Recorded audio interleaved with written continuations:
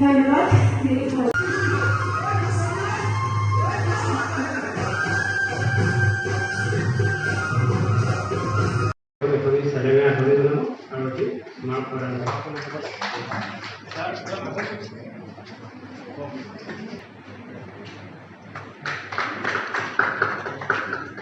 যদি বেয়া নাপায় অকণমান ডাঙৰ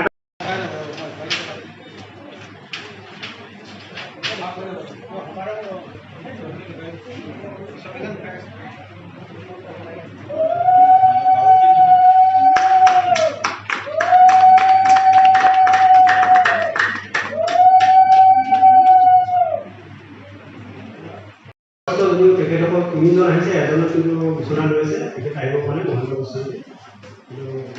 পাইছোঁ বাইদেউ বিষয়ে মই নতুনকৈ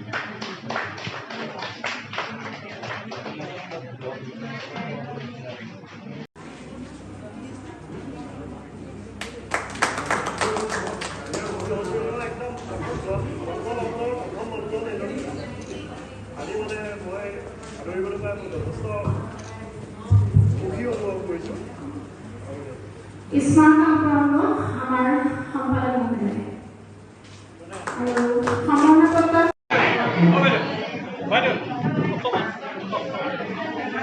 বাইদেউৰ কবিতা বহু পুৰণা কথাই মনত পেলাই দিলে। আমিও দেখিছিলোঁ, আমি গৈ আছোঁ পোহৰৰ কাৰেণ্ট দিয়াই প্ৰৱেশ কৰিছোঁ এন্ধাৰ গুহাত চৰণৰ প্ৰভাৱ হেৰুৱাই কোনে ক'ব অনাগত দিনবোৰ ভিতৰত হোৱা প্ৰথম বছৰ দৰে।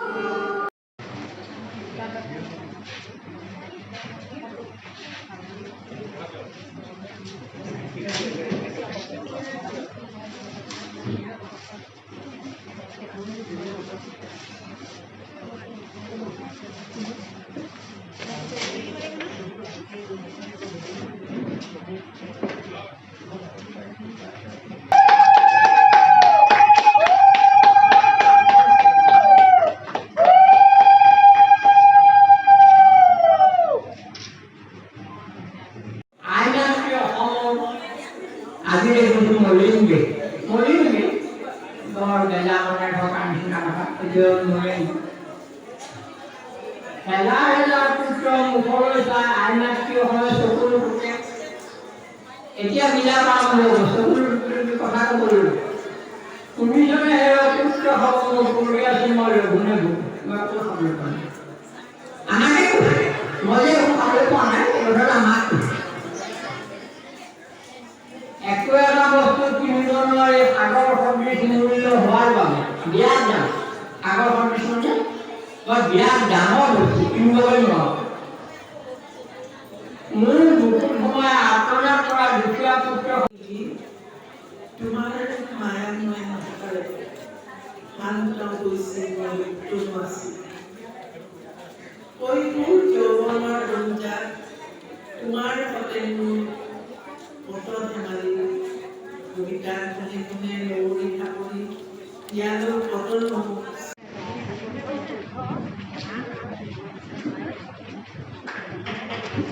সকলোৱে এটা হাত কাটি দিব ডাঙৰকৈ বাইদেউৰ নেতৃত্বতে আমি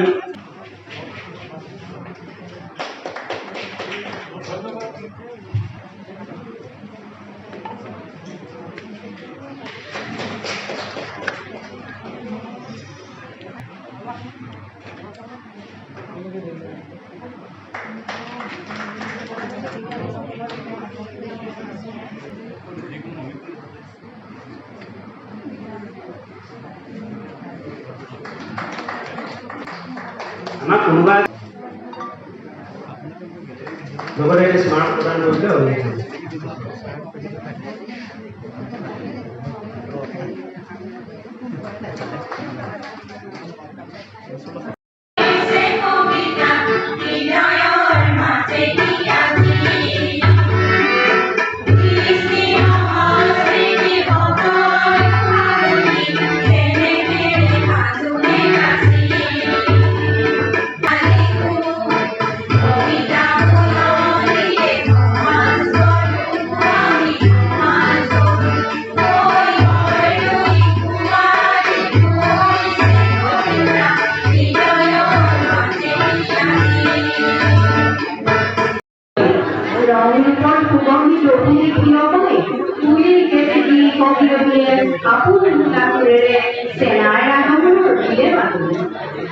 আম কঁঠাললৈ মাৰিলে খুব নিচিনা হানে প্ৰকৃতিৰ অপৰূপ সৌন্দৰ্যৰ মাজত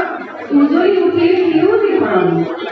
বসন্তৰ জাননী আহি আকৌ ৰঙালী অসমীয়াৰ ৰং পাঞ্জাবত ঘূৰি উঠিব গাঁৱৰে 89-90 তেতিয়া এটা সন্ত্ৰাস দৰ্জ কৰিছিল চাৰিওফালে আগফাই সন্ত্ৰাস চলাই গৈছে ইজনৰ পাছত সিজন মানুহক হত্যা কৰি গৈছে তেতিয়া আমাৰ ঘৰৰ দুজনকৈ মানুহক হত্যা কৰিছিল সেই একাউণ্টে মই কবিতা এটা লিখি কি মোৰ বেয়া লাগিছিলে খুব বেয়া লাগিছিলে থাকিব নোৱাৰিছিল মই কবিতা বুলি ভাবা নাই আৰু কেইটামান কথা লিখিলে অগ্ৰদূত পেপাৰলৈ ৰমেশে ডেকা দেশলৈ পঠিয়াই দিলোঁ তেখেতলৈ ফোন এটা কৰি পঠাই দিলোঁ তেখেতে এই কবিতাটো উলিয়াই খুব ধন্যবাদ এটা দিছিলে তাকে আপোনালোকক শুনাম হঠাৎ গুলিৰ শব্দ পশ্চিমৰ দিগন্তত উচ্চতৰ মাধ্যমিক বিদ্যালয়ত আমাৰ নাজিৰা কবি সন্মিলনৰ দ্বিবাৰ্ষিক পূৰ্ণাংগ অধিৱেশন সম্পন্ন হৈছে আজি পুৱা 9 বজাৰ পৰাই কাৰ্যসূচী আৰম্ভ হৈছে পুৱা পতাকা উত্তোলন তাৰপিছত স্মৃতি তৰ্পণ আৰু স্কুল আজি খোলাবাৰ কাৰণে আমাৰ বাকী কাৰ্যসূচীখিনি স্কুল শেষ হোৱাৰ পাছত আমাৰ আৰম্ভ হৈছে সেইকাৰণে অলপমান পলম হৈছে যিখিনি কথা আমাৰ সম্পাদক ডাঙৰীয়াই বাকীখিনি কথা কৈছে মই এটা কথাই কৈছোঁ ইয়াত আপোনালোকৰ ওচৰত দাঙি ধৰিব বিচাৰিছোঁ যে নাজিৰা কবি সন্মিলনৰ আজি আপোনালোকে ইতিমধ্যে আপোনালোকেও নিশ্চয় জানে যে 3বাৰ আমাৰ জিলাৰ ভিতৰত শ্ৰেষ্ঠ শাখা হিচাপে নিৰ্বাচিত হৈছে 2বাৰকৈ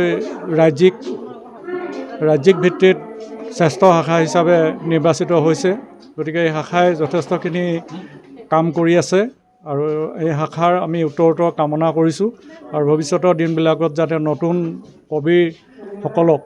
ইয়াক উদগনি জনাই আমি আগুৱাই নিব পাৰোঁ তাৰ কাৰণে আমাৰ নাজিৰা কবি সন্মিলনে চেষ্টা অব্যাহত ৰাখিছে আৰু এই যিহেতু আমাৰ এইখন চকীমুখ উচ্চতৰ মাধ্যমিক বিদ্যালয়ত আজি অনুষ্ঠানটি সম্পন্ন হৈছে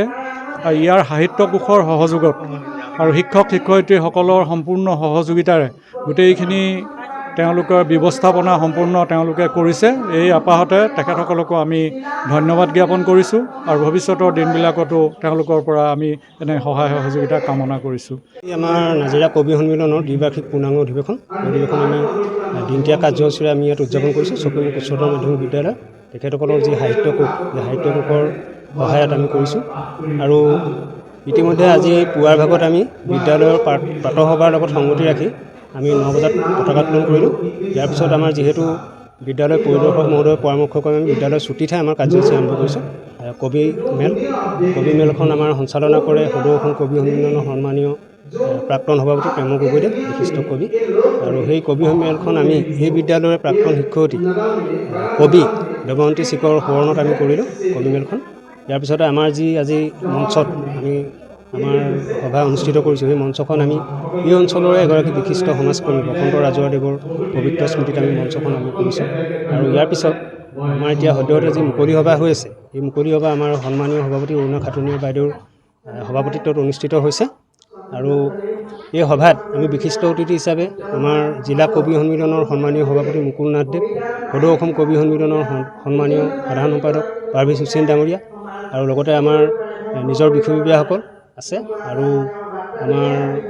জিলাৰ কেইবাগৰাকী কৰ্মকৰ্তা আহিছে তেখেতসকল আৰু এই মুকলি সভাতে আমি আমাৰ যোৱাটো বৰ্ষৰ যি দুগৰাকীকে শ্ৰেষ্ঠ কৰ্মী বঁটা আছে আমাৰ তেখেতসকলক আমি বঁটা প্ৰদান কৰিম লগতে আমাৰ যুৱ কবি বঁটা আছে আমাৰ এইবাৰৰ যুৱ কবি বঁটা লাভ কৰিছে এগৰাকী যুৱ কবি তেওঁ পানীবিল নাজিৰা পানীবিলৰ তেওঁ এগৰাকী শিক্ষয়িত্ৰী তেওঁ লুইজি বুঢ়াগোহাঁই তেখেতে মানে যুৱ কবি বঁটা লাভ কৰিছে এই বছৰ তেখেতকো আমি বঁটা প্ৰদান কৰিম লগতে আমি 4গৰাকী বিশিষ্ট ব্যক্তি নাজিৰা মহকুমাৰ ক্ৰমে বীৰেন শৰ্মা ছাৰ আৰু উষা শইকীয়া বাইদেউ ৰঞ্জু বুঢ়াগোহাঁই বাইদেউ আৰু মহেন্দ্ৰ গোস্বামী এই তেখেতসকল এই 4জন শিক্ষাবিদ কবি সাহিত্যিক তেখেতসকলক আমি ইয়াত সম্বৰ্ধনা জনাবলৈ আমন্ত্ৰণ জনাইছোঁ আৰু লগতে আমাৰ প্ৰধান সম্পাদক ডাঙৰীয়াই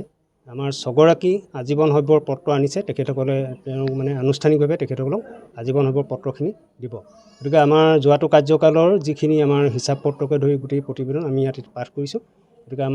আমি ভাবিছোঁ যে আমাৰ এই যিখন পূৰ্ণাংগ অধিৱেশন হৈছে, আমাৰ কবিসকল ইয়াত একত্ৰিত হৈছে আৰু বিদ্যালয়ে আমাক সহযোগিতা আগবঢ়াই তেখেতসকলে সম্পূৰ্ণ সুন্দৰকৈ আতিথ্য আগবঢ়াইছে। তাৰ কাৰণে আমি তেখেতসকলক ধন্যবাদ জনাইছোঁ আৰু আশা ৰাখিছোঁ অনাগত সময়ত আমি আমাৰ এই সতীৰ্থসকলৰ সহযোগত আৰু কবিসকলৰ উকুণ্ঠ সমৰ্থনত আমাৰ নাজিৰা কবি সন্মিলনে ইয়াতকৈ পুনৰুদ্যমে নিজৰ লক্ষ্য উদ্দেশ্য পূৰণত আগবাঢ়ি যাব। আৰু আপোনালোক সাংবাদিক বন্ধুসকলো বন্ধুসকলকো কৃতজ্ঞতা জনাইছোঁ। আপোনালোকে আহি যি আমাক সহযোগিতা আগবঢ়াইছে আৰু আপোনালোকে বিশেষকৈ আপোনালোকক এটা কথাতে আমি ধন্যবাদ জনাম যে যোৱাটো সময়ত আমাৰ প্ৰতিটো কাৰ্যসূচী আপোনালোকে ইমান সুন্দৰকৈ বৈদ্যুতিক মাধ্যমেই হওক বা ছপা মাধ্যমেই হওক সুন্দৰকৈ প্ৰকাশ কৰি আহিছে, আমাক ইমান এটা সুন্দৰ মঞ্চ দিছে। আপোনালোককো ধন্যবাদ জনাইছোঁ। চমুকৈ এইকেইটা মন্ত্ৰ বিচাৰ কৰক, শস্য পথাৰবোৰ গৰ্ভৱতী হওক, প্ৰকৃতি খিলখিলকৈ থাকি উঠক, সেউজীয়া সজাল ৰূপেৰে গছ বন গা ভাৰি হওক, পাচি এবাৰ আমন্ত্ৰণ জনাইছোঁ।